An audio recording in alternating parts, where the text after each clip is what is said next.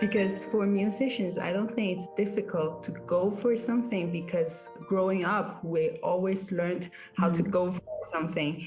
But then the difficult part is what would you choose? You know, would you teach more or perform more or anything else? Yeah. Yuting, it's so lovely to talk to you. And you are in Austria at the moment. You lived in New York and you were there during lockdown in New York. And you studied in New York. Yes. Yeah. I just finished my studies. Yeah. Tell me this big move that you're doing. How did you get to that decision? Okay. So I finished my studies in New York. And then as well as my husband, which you interviewed a few months ago. Yes. And then he got a job offer in my home city in Guangzhou, China. So we are going to move there, which is, my home city, obviously. And then right now, his Chinese visa is still processing, his work visa. And we're just spending the time here in Austria until he receives his Chinese visa. Oh, that's great. Yeah, I've interviewed him and he's such a great jazz musician. He plays the saxophone. Yeah, and you play and you're a pianist. So what a great combination. Thank you. Do you sometimes play together? Not so much because we're completely different genres and it's a different language. People think it would be easy, but it's completely different. Really? But we've done a few projects together. We've played together at one of my graduate recitals, and then we played in Merkin Hall in New York, and then the following summer we played in Beijing, Steinway Beijing, and that was 3 years ago. Yeah. And then therefore, because the language was so different, we had to find something that's more in common for us. So we chose pieces that are written in the late 20th century and 21st century. So basically new contemporary music. Oh, I see. Oh, that's interesting. Yeah. Yeah, because I don't have the music background, so I don't understand that so well. And now that you say that you have to get that point where you meet basically with the two different genres, that's very interesting. Yeah. And there are composers who have done that, who have composed music that you are able to play like that. Right. True. And actually we commissioned one of our composer friends to write a piece for us. So we played that. Yeah. That was very interesting. That's amazing. Well, that's very interesting. Yeah, I wonder how many composers would actually love to do such commissions. Yeah, exactly. It was. We were lucky that she was willing to do it for us. This is now for you a time where you finish your studies and you have now to enter a different phase in your life. And how does that feel for you? Yeah, it feels very different. First of all, I've taken piano lessons since I was 4 until age 26, nonstop. And then the past few years, I didn't have regular weekly piano lessons anymore. So as a pianist, it's hard to adjust that you don't have a lesson anymore. You are just completely on your own. You're learning everything for yourself. That felt quite a challenge to adjust. And then also seeing what's going on, because I never stopped school since I was, since elementary school and everything. I never stopped until 2 years ago. So what now? This is also difficult to see where my career path should be. Should I be doing teaching a lot or should I be performing? That's all the choices for me is hard to make a decision. Mm. And Yeah. of course, it's also you have to put yourself out there and you have to market yourself. And I was actually speaking to a musician the other day, and we talked about this thing where, as a musician, you never realize it, but it's also a part of marketing. You know, you have to market yourself and what you and also, like you say, in the direction that you want to go. Yeah, totally. And also making decisions and really go for it. Because for musicians, I don't think it's difficult to go for something because growing up, we always learned how to go for something. But then the difficult part is what would you choose? You know, would you teach more or perform more or anything else? Yeah. So, and now for you, when you move now to China, do you feel this would be easier for you when you settle now and you know, okay, and it's also your hometown and you know people? Do you think that is also easier?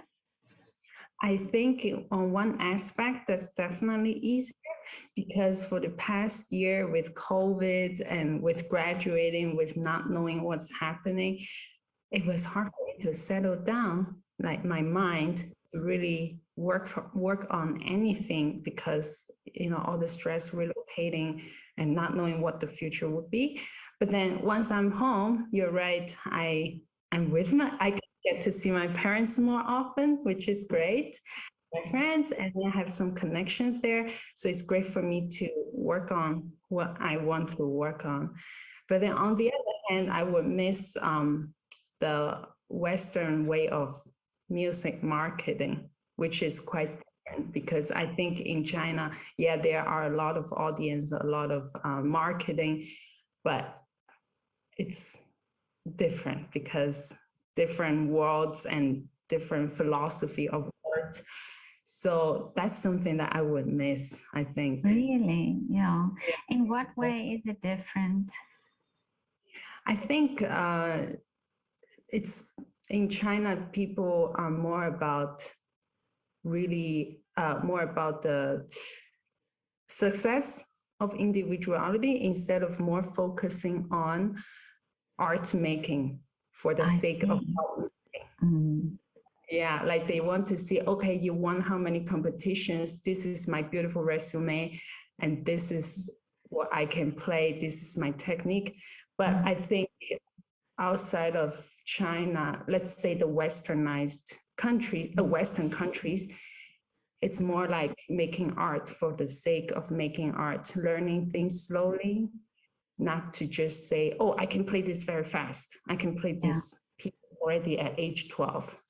So that different mindset, art making is quite a great difference. Yeah. That's very interesting that you said that because we do see a lot of these very young children, coming from China and really doing these extraordinary work. This playing piano that you just cannot believe that it's possible for a child to play like that. And that you say that it's in the end it is about the art and not really about the competition. Yeah. I completely agree. Yeah, but do you think that the whole pandemic? Because I think also sometimes we tend to be impressed very easily when we see, okay, this person has won all these competitions, and I know, a lot of music students have also told me that these competitions help them to get known and known about. But do you think the pandemic might have made us rethink that? That it's more about playing and getting it, getting people to hear the music than it is really about the competitions. Probably, yes, because at the early phase of the pandemic, performances all stopped. So all musicians had to sit home and think, like, practice and realize, oh, how give them time to think and realize certain things. So I think that definitely changed the mindset of most musicians. But on the other hand, I keep seeing competitions that all turned online. So, okay. so on one hand, it continued, but on the other hand, it stopped for certain people. So I think, it's quite difficult. fascinating. Yeah. Right. But do you think in a country like China, where it's been so long, that you say that the pressure is on the sort of the not the performance, but that the pressure is on what you are able to give, or in this sense, this achievement. How do you think it could be changed? Do you think it should come from the music teachers or from the parents? I think definitely the music teachers, because parents also learn about music through the music teachers. Parents, on the other hand, parents, yes, should also know that part. But then, like I said, they listen to music teachers. So it should come from music teachers. And now more and more Chinese pianists or any artists are are earning degrees and studying outside of China in Western countries. So I think it's more hopeful that this situation will change, because many of them are going back and returning to home after their studies in Western countries. But on the other hand, China has so many people and so many pianists. And I think the last record I saw, it was about 20 or 30 million people learning piano. Really? So, it's a huge market. Yeah. With that huge market, the process of changing would be very, very slow. So we just gotta be do our part. Whoever wants to change, do our part. It's these small little drops that this is everybody doing a small part, and words and saying things for young children, so that they understand that it's about the art in the end. But what would your advice be for a young pianist, or a young person starting to play the piano and having to deal with all these pressures? I think I don't completely against competitions. Like you said, it's a good way to push yourself. It's a good way to get you out there, and also get opportunities afterwards. So definitely go for competitions, but don't make that a priority of who you are as a pianist, because the end is all about music. It's about slowly making music instead of showing off what you can do. So right. So what do you do when you don't play the piano? Do you have hobbies? Let me see. Actually, when I don't play, I teach. So I'm still in the music.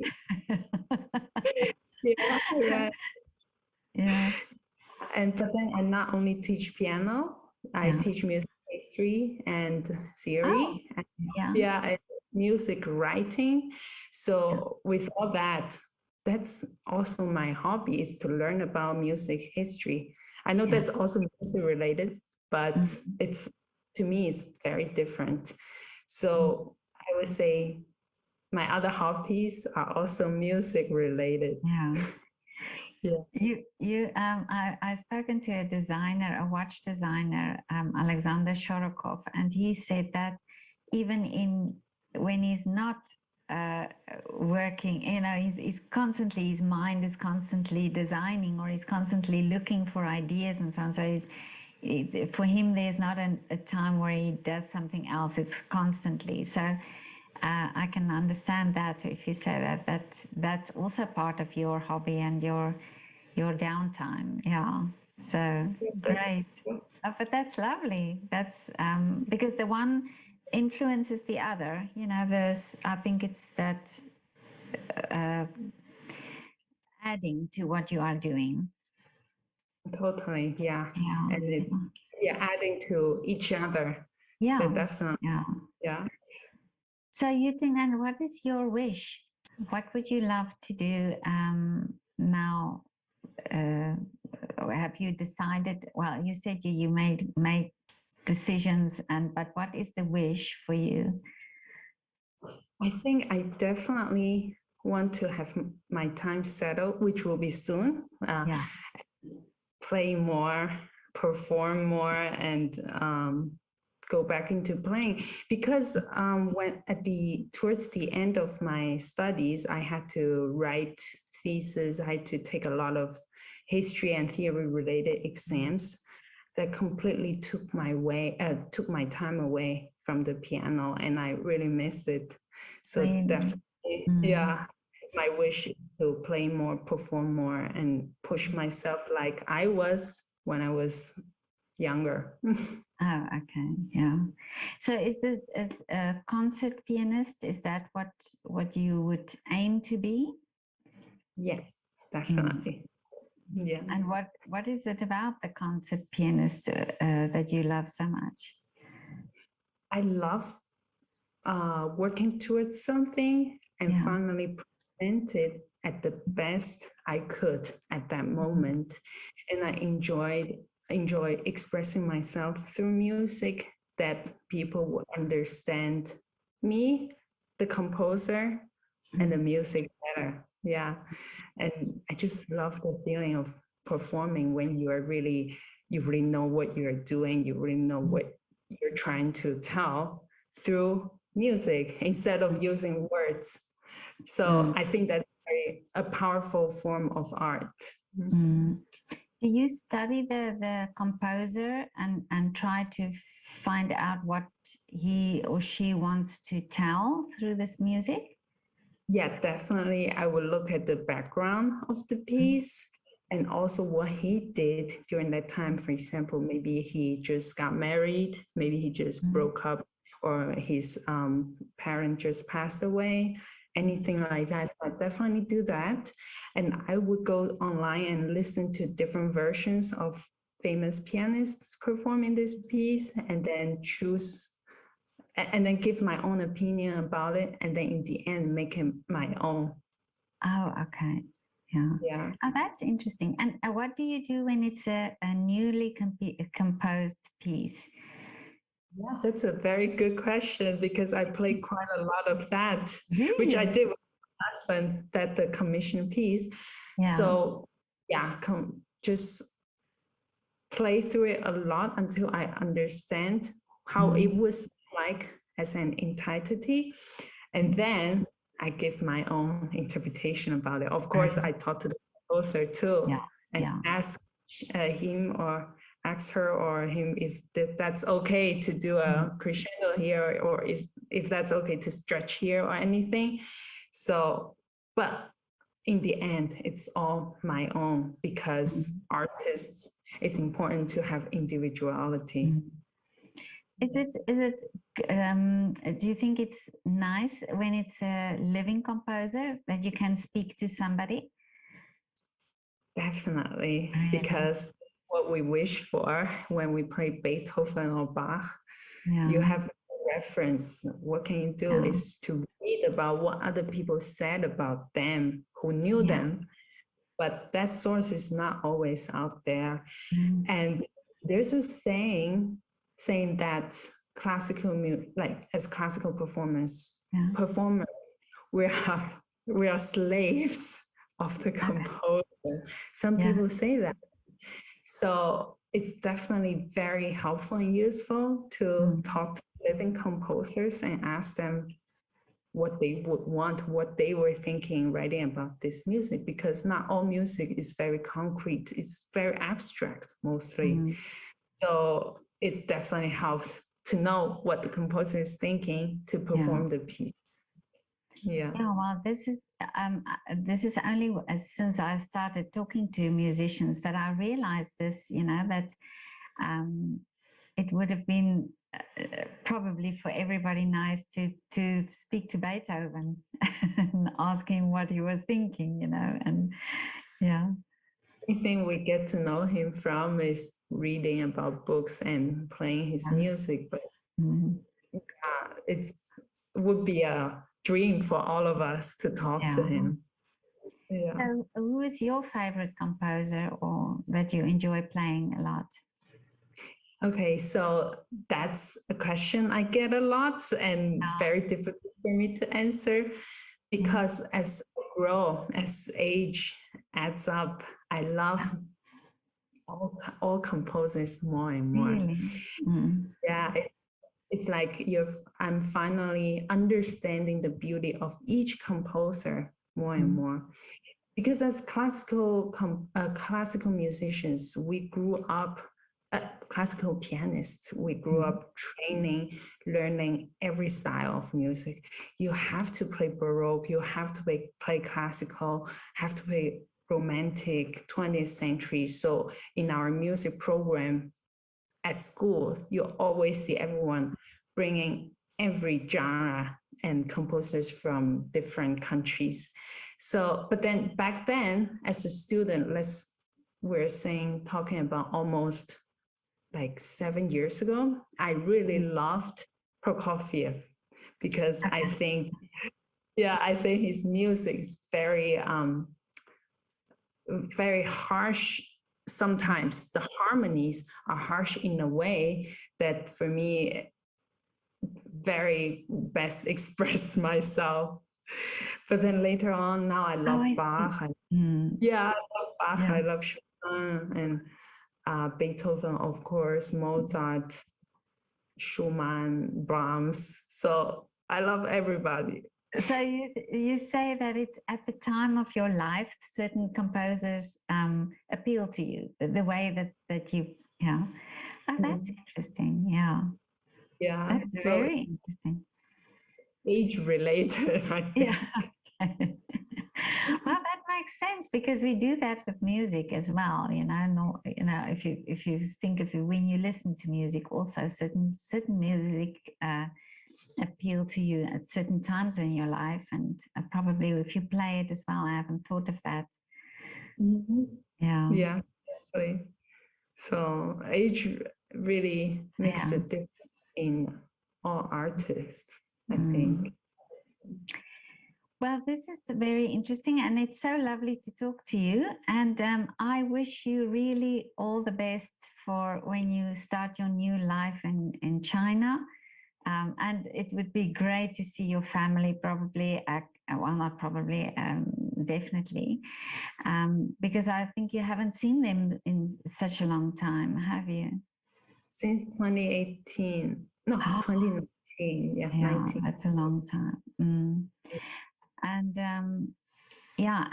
and that you and Lukas have a wonderful new life in China. Yeah, thank you so much.